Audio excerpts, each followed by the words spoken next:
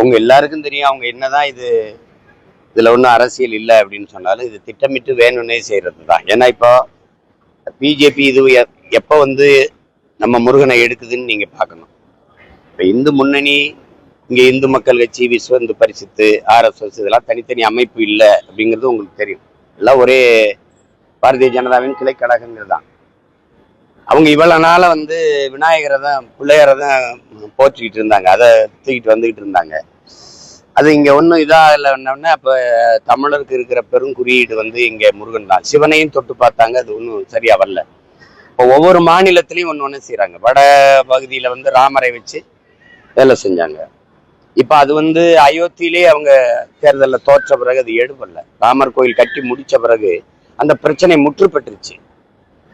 இந்த கோயில் மசூதி இடிச்சு கோயில் கட்டணும் போது அந்த பிரச்சனையில வளர்ந்தாங்க, அது முற்று பெற்றுச்சு. கேரளாவில் நுழையிறதுக்கு ஐயப்பனை கையில் எடுத்தாங்க, அதுவும் சரி வரல. ஏன்னா இவங்களை நீங்க நல்லா ஆழ்ந்து கவனிங்க, மக்களுக்கான பிரச்சனைகளை தொடரதே இல்லை. ஏன்னா மக்களுக்கு பிரச்சனைகளை தந்ததே இவங்க தான். அங்கங்கே எது ஆழ்ந்த மக்களின் நம்பிக்கை பெற்று போற்றுதற்குரிய இறையா இருக்கோ அதை தொடருது. அந்த உணர்ச்சியை எளிதா பத்திக்கணும். அங்க ஐயப்பனை எடுத்தாங்க, அதுவும் செல்லல. அது என்ன கம்யூனிஸ்ட் காங்கிரஸ் ரெண்டு வலுவா எழுத்து வீழ்த்திட்டாங்க. இப்ப இங்க முதல்ல தொடக்கத்துல இருந்து பிள்ளையார கொண்டு பார்த்தாங்க, அது சரி வரல. இப்ப திட்டமிட்டு முருகனை தொடறாங்க. இவ்வளவு ஒரு கேள்வி வருதுல்ல, இவ்வளவு காலம் என்ன பண்ணிட்டு இருந்தீங்க?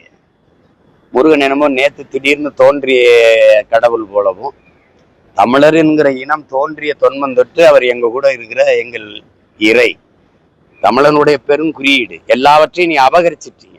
எங்க சிவனை, எங்க மாயோனை, எங்கள் எல்லாம் திருமால் பெருமாள் எல்லாம் நீங்க எடுத்துட்டு போயிட்டீங்க. அது கடைசியா நீங்க வள்ளுவனுக்கு காவியை கட்டி பார்த்தீங்க, அதுவும் எடுபடல. அப்ப சிவனை எல்லாம் எடுத்துட்டு போயிட்டீங்க. அவர் தொட முடியாத இருக்கிற ஒரே ஆளு எங்கள் இறை முருகன் மட்டும்தான். இப்ப அதை தொட்டு பாக்குறீங்க.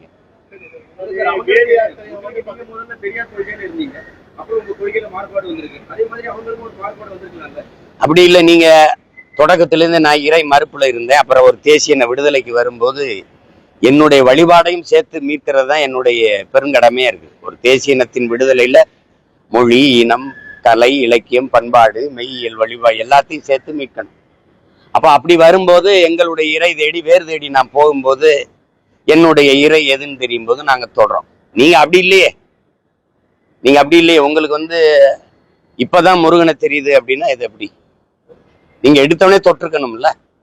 அதை விட்டுட்டு நீங்க இவ்வளவு காலம் விநாயகர் சதுர்த்தி தானே போற்றிட்டு இருந்தீங்க. இப்ப திடீர்னு முருகன் மாநாடு, அதுலயே நீங்க திருப்பரங்குன்றம் மலையில ஏற்பட்ட சிக்கலை அதை பயன்படுத்திக்கிட்டு 800 ஆண்டுகளுக்கு மேல அங்க வழிபட்டு கொண்டிருக்கிறாங்க மக்கள்.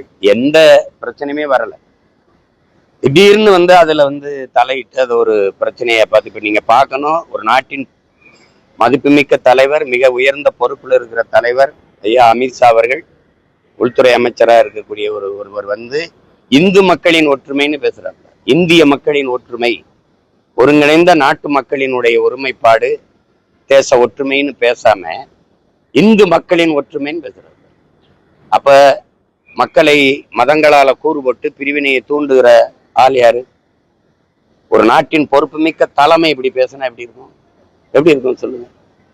சரி, இஸ்லாமிய கிறிஸ்தவர்கிட்ட வரி வேணான்னு சொல்லிடுவீங்களா?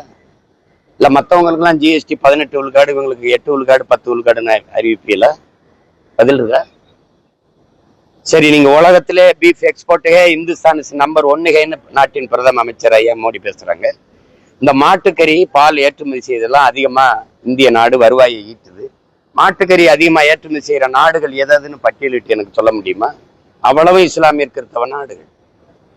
அப்போ இந்த இந்து நாடோட தான் எங்களுக்கு தொடர்பு, வர்த்தகம், தொழில், பாதுகாப்பு, இதுல எல்லாம் எங்களுக்கு தொடர்பு, ஒப்பந்தம். இஸ்லாமிய கிறிஸ்தவர் நாடுகளோடு எங்களுக்கு எந்த தொடர்பும் இல்லைன்னு இந்த நாடு பகிரங்கமா அறிவிக்குமா? அதில் இருக்க. இங்க கோயிலை கட்டினா இங்க மசூதி எங்கெங்க இருக்குன்னு தேடி இடிக்கிறீங்களே. அரபு நாட்டுல துபாயில நீங்க இந்து கோயிலை கட்டி போய் நாட்டின் பிரதமர் திறந்து வைக்கும் போது எந்த இடையும் இல்லாம அந்த நாடு அனுமதிச்சது இஸ்லாமிய நாடு. அது எப்படி? ஏன் அந்த மாண்பு, அந்த பண்பாடு எனக்கு இல்லை? எல்லா நாடுகளையும், அமெரிக்கா, கனடா, பிரான்ஸ் எல்லா நாடுகளையும் சீக்கிய கோயில்கள் இருக்கு, இந்து கோயில்கள் இருக்கு.